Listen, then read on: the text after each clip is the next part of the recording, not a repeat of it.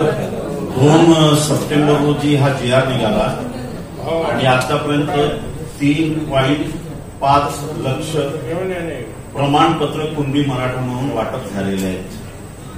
मुद्दा एवढा सोपा घेऊ नका आणि हे सतत रोज वाटप होत आहे, ते थांबलेले नाहीये, त्याच्यावर स्थगिती नाहीये. म्हणजे आता ओबीसीचा ऑलरेडी जातीचा प्रमाणपत्र घेऊन ओबीसी मध्ये वर्तमानामध्ये 3,50,000 मराठा कुणबी म्हणून सामील झालेले आहेत. मुद्दा कसा आहे, त्यांनी मांडलेला मुद्दा अत्यंत महत्वाचा आहे. मागच्या 2-3 सभांमध्येही त्यांनी फार महत्वाचे मुद्दे मांडले. आमच्यासारखा गावगडातील गडचिरोलीमधून आलेला ओबीसी आधी नसलेला पण 1995 मध्ये ओबीसी म्हणून आलेला एका मुसलमानाच्या पोराच्या 2 पोरी इंजिनियर बनतात केवळ ओबीसीच्या आरक्षणामुळे. लक्षात घ्या, नागपूरच्या मेडिकल कॉलेजमध्ये 3 किंवा 4 मुसलमानांची पोरं भेटायची. मागच्या 95 नंतरच्या ओबीसी आरक्षण मिळाल्यानंतर 20 ते 25 ते 31 मुस्लिम मुलं ओबीसीचं प्रमाणपत्र घेऊन डॉक्टर बनलेले आहेत. मी मुद्द्याचाच बोलतो. 2 प्रकारचे इन्फ्रास्ट्रक्चर पॉलिटिक्समध्ये महत्वाचे आहेत. एक प्रशासकीय रूट लेवलचा इन्फ्रास्ट्रक्चर आणि दुसरा पॉलिटिकल अप्पर लेवलचा इन्फ्रास्ट्रक्चर. या महाराष्ट्रामध्ये अप्पर लेवलचा इन्फ्रास्ट्रक्चर हा पूर्णपणे मराठ्यांचा हाती आहे. मी जातीवादी नाही, नसलो तरी डिक्लेअर झालं तरी मला काही दुखणं नाही, कारण ते जन्मापासूनच आहे. ठीक आहे, जे औरंगजेब पेपर ह्या मला पोचले जातात. घरी बकऱ्या असो, कोंबड्या असो, काही असो, आम्ही औरंगजेबाबत ठेवला. पण आता ओबीसी आहोत. वरचा पॉलिटिकल इन्फ्रास्ट्रक्चर पूर्णपणे मराठ्यांच्या हाती होता. परंतु ओबीसी आरक्षणानंतर ग्रामपंचायत, पंचायत समिती, नगरपालिका, जिल्हा परिषद याच्यामध्ये ओबीसीमध्ये आलेल्या जाती पॉलिटिकल इन्फ्रास्ट्रक्चरमध्ये पद घ्यायला लागलेल्या होत्या. महाराष्ट्रातली नीट पॉलिटिकल संघर्ष काय हे समजून घ्या. फुल्यांपासून छत्रपती शाहू महाराजांपासून तर बाबासाहेब आंबेडकरांपर्यंतचा पॉलिटिकल स्ट्रगल कसा होता आणि त्याच्यात आलेला 2 सप्टेंबरचा GR काय आहे हेही नीट मांडणी झाली नाही. तर 2029 पर्यंत तुम्ही काहीच करू शकणार नाही, हे लक्षात घ्या. कोर्टानं स्थगिती दिलेली नाही आहे. प्रॉमिनंट 2 केसेस कोर्टापुढे पडलेल्या आहेत, त्याला इतर केसेस जोडलेले आहेत. कोर्ट स्थगिती देणार नाही. प्रॉब्लेम आपला आहे की आता ज्या नवीन भरती झाल्या 2025च्या, त्याच्यावर लक्ष आहे का तुमचं? 2024 सगळ्या पटवाऱ्यांची भरती म्हणजे मराठवाड्यातनं झालेली आहे. 85% हे आले पटवारी जे आहेत, 85% हे मराठा म्हणून आले. मराठ्याची आमची दुश्मनी नाही, पण मी पॉलिटिकल स्ट्रगल नीट सांगतोय तुम्हाला. पोलीस, पंचायत समिती, इथूनही आमचा वाटा कसा हिसकावला जाईल. आता कुठे ओबीसीतील लहान लहान जाती, कासार असो, कुंभार असो, नावी असो, हे लोक इन्फ्रास्ट्रक्चर मध्ये येत आहेत. त्याला थांबवण्यासाठी ही खेडी आहे. मनुवाद केवळ ब्राह्मणच करतात असं नव्हे, स्पष्ट बोललं पाहिजे. ठीक आहे, म्हणून जे मनुवाद रचनेमध्ये आपल्या जातीचा फायदा बघतील, आपला वर्चस्व बघतील, ते लोक आपल्या पद्धतीनं खेडी करतील. 288 मध्ये हा इन्फ्रास्ट्रक्चर तुम्हाला सांगतो. भाजप 132 जिंकला, मराठा 48 आले त्याच्यामध्ये. शिवसेनामध्ये 57, 26 फक्त मराठा. राष्ट्रवादी अजित पवार 41, मराठा फक्त 20. काँग्रेस 16, मराठा 5. राष्ट्रवादी शरद पवार 10 आमदार आले, 5 मराठा. शिवसेना ठाकरेमध्ये 20 आमदार निवडून आले, मराठा 6 नाही आमदार. अपक्ष 10. या अपक्षामध्ये फक्त 1 मराठा आहे आणि 9 ओबीसी आहेत. तुम्ही नीट लढा लक्षात घ्या. म्हणून हा लढा फक्त GR रद्द करण्याचा नाही, ही सेकंडरी बाब आहे. तुमचा जो बेसिक इन्फ्रास्ट्रक्चर मंडल आयोगानंतर तुम्हाला मिळतो आहे, तो केवळ पॉलिटिकल नाही आहे, तो आर्थिक सुद्धा आहे, तो शैक्षणिक सुद्धा आहे. महाज्योतीमध्ये सर्वात मोठा फंडिंग ओबीसीला मिळणार, हा फक्त सध्या ओबीसी मध्ये आहे. पण मराठा कुणबी घेतलेला माणूस जर गेला तर काय होणार याची निश्चित तुम्ही त्यांना किती देता हा महत्वाचा मुद्दा नाही. 10% दिला, आपण ओरडलं का त्यांना? नाही म्हटलं ना, द्या ना तुम्ही त्यांना. प्रश्न आपल्या ओबीसीचाच आहे. म्हणून नीट या लढाईला पॉलिटिकल स्वरूप देता येईल का? आणि पॉलिटिकल स्वरूप देण्यासाठी तुम्ही जर ये नाही होणार, वो नाही होणार म्हणून पॉलिटिकल जर स्वरूप नाही दिले तर आम्हीही 20-20, 25-25 हजार, 2-2 लाखाचे मोर्चे काढून थकलेलो आहोत. अख्ख्या आयुष्यात मोर्चात गेलेला आहे, काही हाती लागत नाही. म्हणून पॉलिटिकल फ्रंट उघडलाच पाहिजे. आणि जोपर्यंत पॉलिटिकल जरांगे नुसते सामाजिक आंदोलन करत राहिले असते तर मराठा आरक्षण त्यांनी घेऊन गेलं नसतं. म्हणून आपल्याला कोणता चेहरा करायचा ते तुम्ही निश्चित करा. एका चेहऱ्यानं होणार नाहीये, लक्षात घ्या. एका चेहऱ्यानं होणार नाहीये. मराठाचं आरक्षण देत असताना आपल्या वर्तमानाच्या विधानसभेमध्ये 46 ओबीसी आमदार सत्ताधारी पक्षामध्ये होते, एकही बोलला नाही विरोधात. म्हणून लढाई तुमची एवढी 2 लाख 4 लाख जमा करण्याची नाहीये. ती ज्याप्रमाणे न्यायालयीन आहे त्या दिवशी त्याप्रमाणे तुमच्या अर्थव्यवस्थेचं काय होणार आहे. महाराष्ट्रात ओबीसीच्या इकॉनॉमिकल व्यवस्थेचं, शासकीय व्यवस्थेचं काय होणार आहे, एज्युकेशनल व्यवस्थेचं काय होणार आहे. IAS IPS तुम्ही बनतो म्हणता, त्या ओबीसीच्या आरक्षणामधून जाणाऱ्या 18 पगड ओबीसीचं काय होणार आहे. लक्षात घ्या. जर हा GR रद्द नाही झाला तर 2029 नंतर पुन्हा हे सत्तेवर आले तर जो आरक्षण ओबीसीला वर्तमानात आहे त्याच्यात 70% तुम्हाला घट होईल. ओरिजिनल ओबीसीच्या, हे मी मुद्दामून बोलतो, ओरिजिनल ओबीसी मागं फेकल्या जातील. आमचं सांगतो, सांगते संपवतो. कोणतं?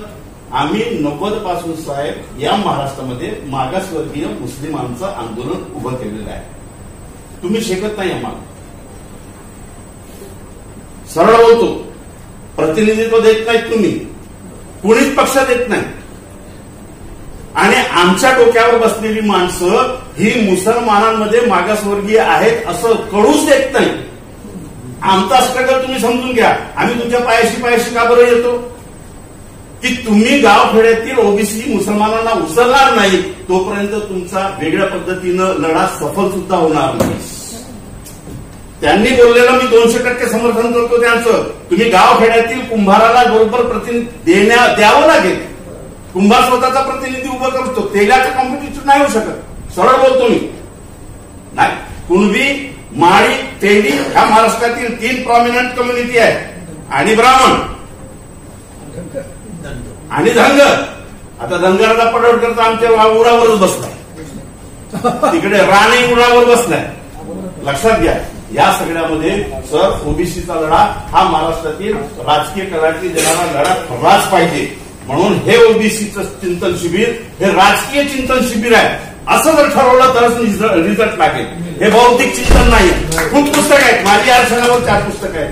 उशाची घेऊन झोपावं लागतं, बाकी काय काम खूप आहेत. हे इथं बसलेले आहेत, जिवंत उदाहरण आहेत. विद्यापीठ या महाराष्ट्रामध्ये कोणी आवाज उचलत नव्हतं तेव्हा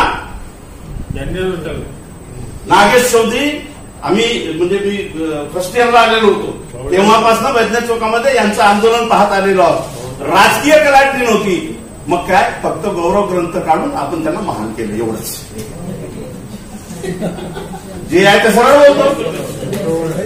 त्यांना आयुष्य दिलं, आमच्यासारखे कार्यकर्ते तयार केले, पण पॉलिटिकल अँगल नव्हता म्हणून जिंदाबाद. म्हणून आता आपण सगळ्यांनी नीट बैठक करून पॉलिटिकल फ्रंट उघडता येतो का शेंडगे साहेब, आणि तुम्ही त्याच्यासाठी जर पुढाकार घेत असाल चांगली गोष्ट आहे. सर त्याच प्रयत्नामध्ये आहे. काही लोक ऑब्जेक्शन घेतात पिसे सरांबद्दल, तिथेही दिसतात, तिथेही दिसतात, तिथेही दिसतात.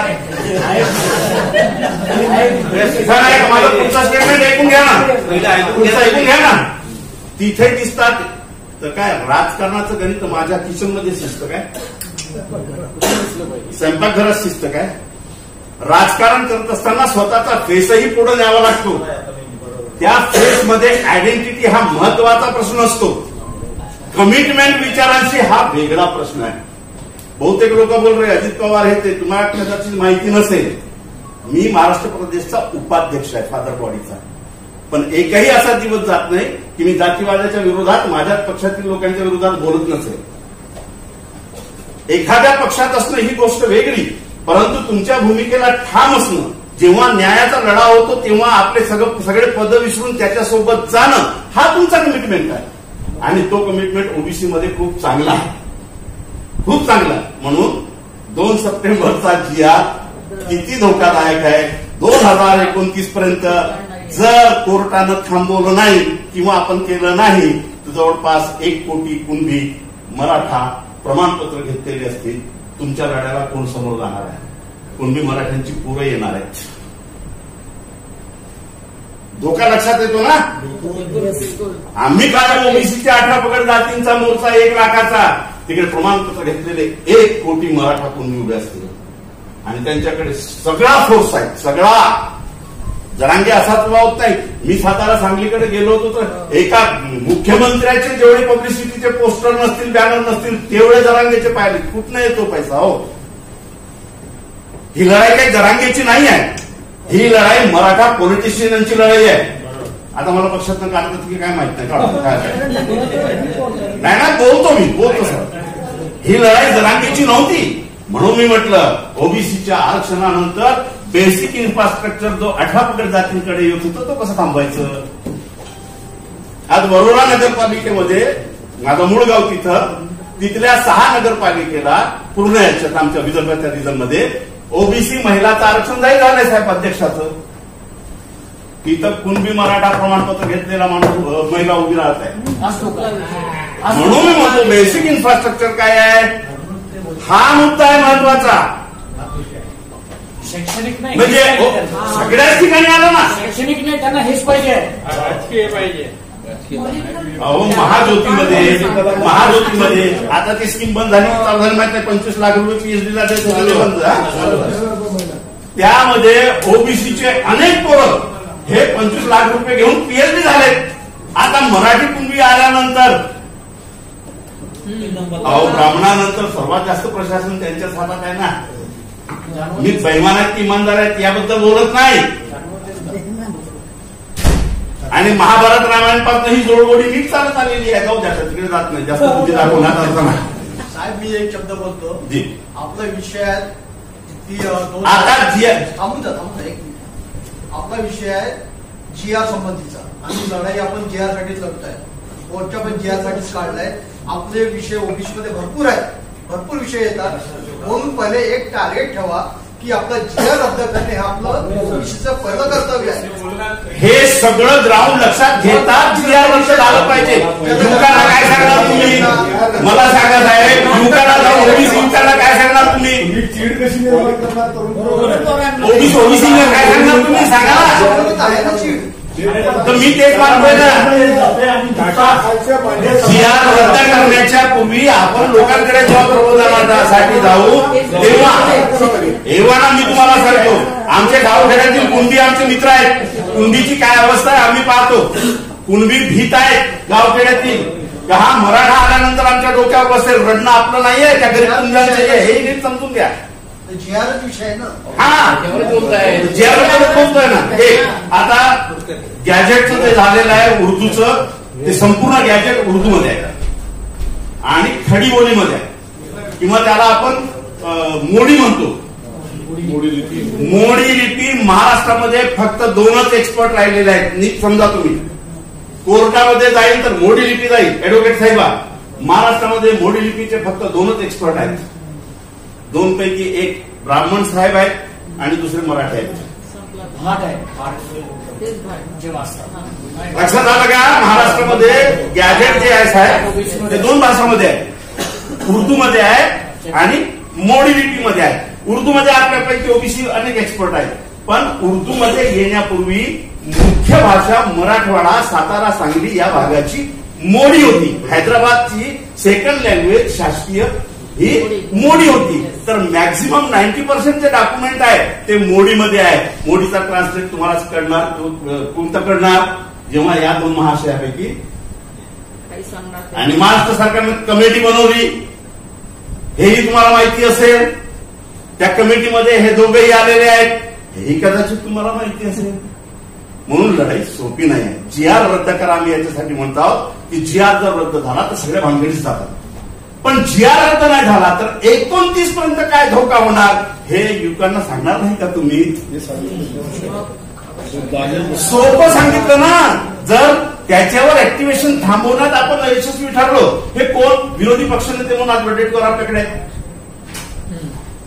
भरपूर ताकद देऊन सब ज्युडिशियरी पॉवर विधानसभेला आहे.